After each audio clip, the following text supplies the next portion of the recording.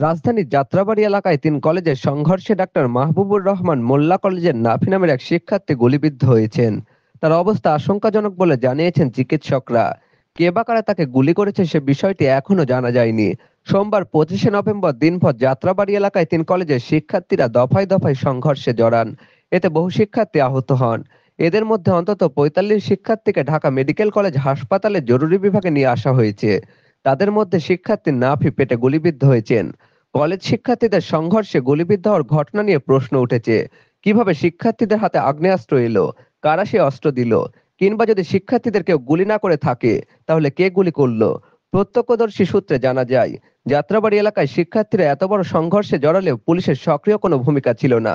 তারা শিক্ষার্থীদের দমাতে কোনো ধরনের টিয়ার গ্যাস বা গুলি ছোড়েনি। গুলিবিদ্ধ শিক্ষার্থী নাফি মাহবুবুর রহমান মোল্লা কলেজের একাদশ শ্রেণীর ছাত্র। ডেমরার বামল এলাকায় আবুল হোসেনের ছেলে তিনি।